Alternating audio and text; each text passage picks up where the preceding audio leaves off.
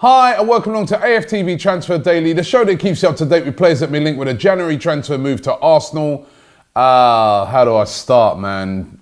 I'm still hurting, I'm still in pain after yesterday's defeat at West Ham. What a poor performance. In my opinion, our worst performance in the Premier League this season. Our worst performance by far away from home. It was so flat. It was so lacking in creativity. We had chances in the game. We eked out chances. The finishing was poor. The defending was poor. It was just all round the pitch. It was just very, very poor. And if ever you needed a reason why Arsenal need to buy players, you saw it in that game yesterday. You can see the deficiencies in that team. You can see that team needs a spark.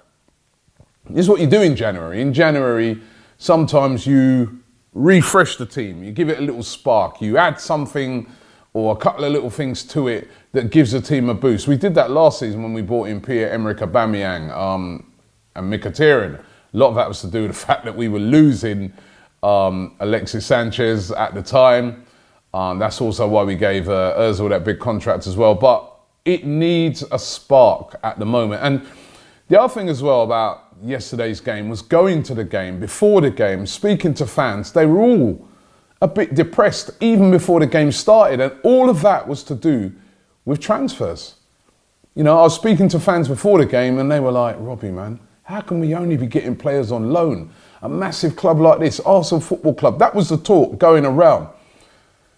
And it's just compounded. The result yesterday is just compounded like a week of bad news and real sort of a depressive state over Arsenal Football Club. And I'd like to know, where's the owner in all this? You know, this is the thing, as I keep saying, when you own a club like Arsenal Football Club, I think the first thing when you own any football club is you've got to love that club, or if you don't love it, you've got to at least like it a lot and be very interested in what's happening. And as somebody said yesterday, does Stan Kroenke even know what the result was yesterday? Has he woken up this morning feeling like how I feel and how you feel? You know, which is very depressed about our team at the moment. You know, I was chatting to West Ham fans after the game, and basically they're saying, Robbie, we weren't scared of you lot. It was just like, we looked at your team, we looked at our team, and we just thought, it's more or less, you know, all right, you've got Aubameyang, Lacazette, but apart from that, we think we got just as good a team as you. West Ham! You know, and, you know, it was just poor. Unai Emery yesterday got his tactics wrong. We know that. You know, 3 at the back against West Ham I didn't think worked. Not starting Torreira was a really strange one. But listen, Unai Emery's got a lot of things right this season, but he got his tactics wrong. But the one thing about yesterday was the Ozil thing. No Mesut Ozil in the whole squad to play in that game. Now, and I saw that Ian Wright came out and was very critical of that and saying that, you know, what's going on? You know, now I think this is a situation now that really needs to be sorted out. I don't know how it's going to get sorted out, but Unai Emery clearly doesn't rate Mesut Ozil, doesn't like how he plays, doesn't think he puts in enough work, especially away from home. He doesn't, he's just not happy. Mesut Ozil said last week he's back in full training. All the other players that were back in full training were either in the team or on the bench. Monreal was on the bench, Bellingham was on the bench. He was left completely out of the starting 18. In a game where we lacked creativity, there was nothing really being created at all by Guendouzi and Xhaka in the midfield.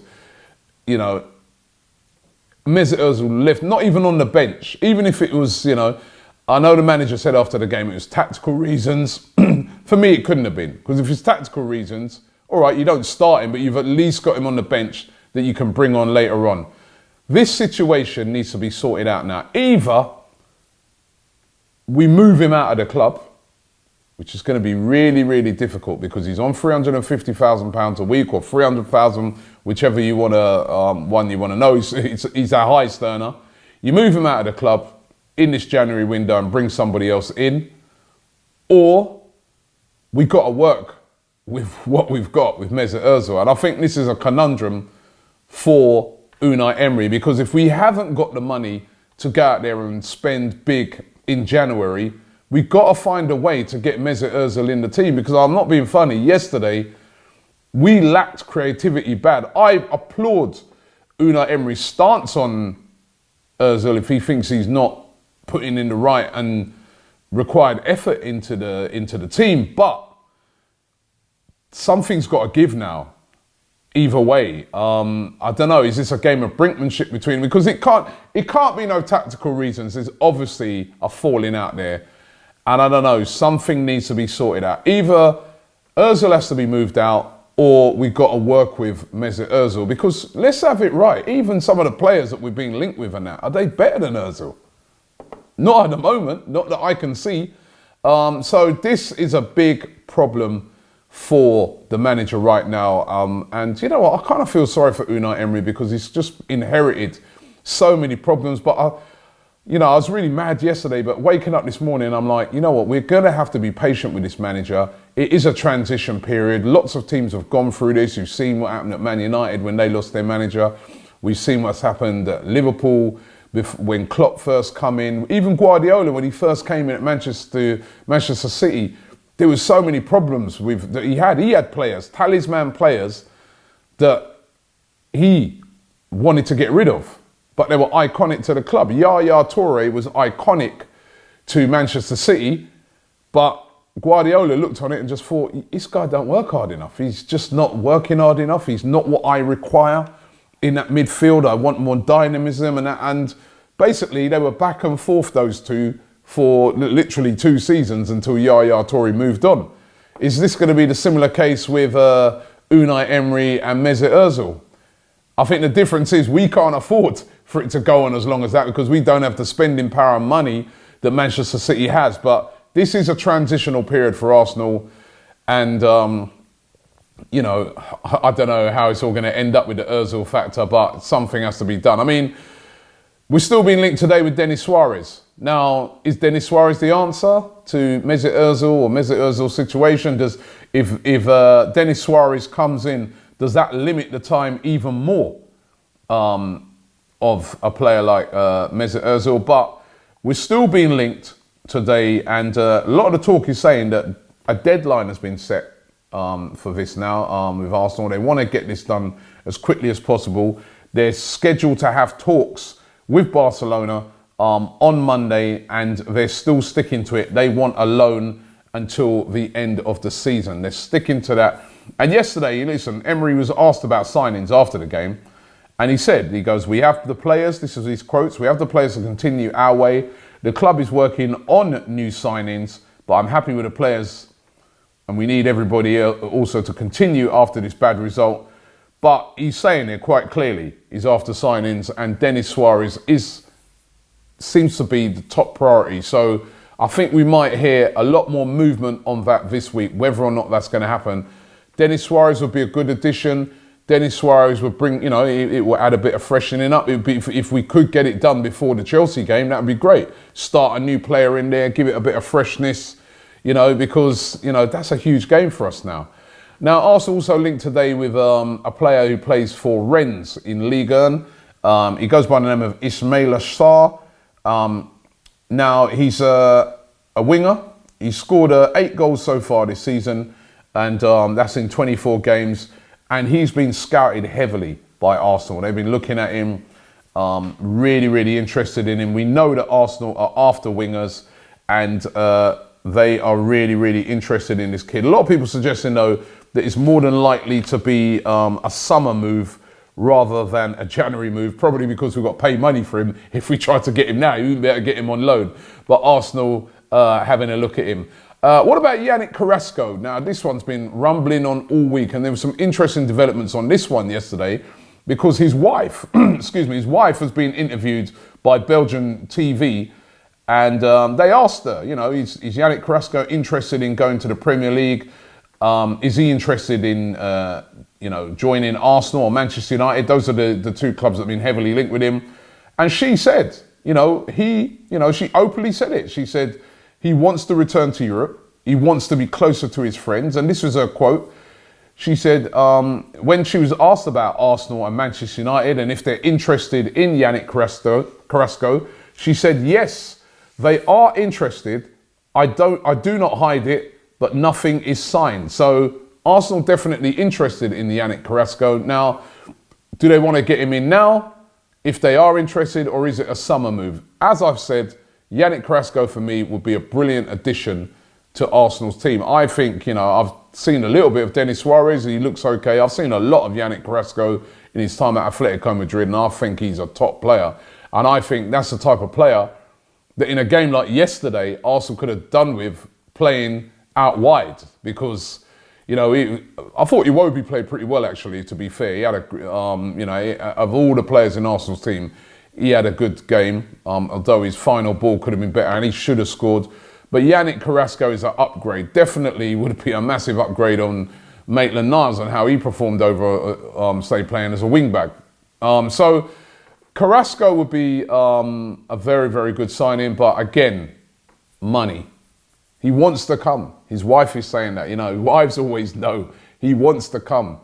But money. Again, owners, money. Aaron Ramsey, now lots of speculation about that. Again, strange yesterday to see Aaron Ramsey come off the bench and be one of our better players, right? Why is he on the bench in the first place? Why is he not starting? And why are we letting this guy go? It just seems unbelievable when you see him, professional guy, still putting in his performances, game in, game out, being one of the better players in most of the games we've seen play, but he's leaving. And Gazzetta dello Sport, they claim that Ramsey will undertake a secret medical in London this week. Secret, they know, right, according to them. But a secret medical this week as Juventus look to conclude the deal. There's still some speculation that Juventus would be interested in getting the deal done this month, although Allegri's denied that and said that, listen, he's got enough midfielders and, Juventus are doing pretty well at the moment. I don't think they'll be in no mega rush to getting the guy for nothing, right? So, looks like end of the season, worst kept secret out there, Aaron Ramsey will be moving from Arsenal to Juve, and another top quality player in his prime leaves Arsenal for nothing. Well done, previous regime. Well done for leaving this mess for the new manager and the new team to take over from. Listen, thanks for watching the show today. Don't forget to check out all of our videos from yesterday's game. The fans were pretty annoyed with the performance. You'll see fans' reaction. There were some fans that were really, really angry, but there was also some fans I felt that really came across with some good points. There was an American fan that made some great points about Stan Kroenke. There was a couple other fans that, really spoke about how we're going to have to be patient. And we're going to have to be patient, to be honest. This is a transition period. But the depressing thing about it, as I said, is that you'd think now, if you're the owner of a club and you're interested and you really, really want to get your manager to get the team into the top four, you would look at that game yesterday and you would realise that that squad needs a couple of players, a couple of decent players added to that to try and push us into the top four. We've got tough games coming up against Chelsea, etc. You'd think as an owner, that's what they'd be looking at. They'd be waking up this morning, they'd be racking their brains and they'd be like, I've got to give the club some money. Even if I loan them, all right, this financial fair play stuff, I loan them in a deal in which they pay me back at a later date, like what some of these other clubs do, like City and that. But I just get the feeling our owner is not thinking about that this morning. He's maybe not even thinking about Arsenal. I'm not even sure if he knows the result. Anyway, thanks for watching and we'll be back tomorrow.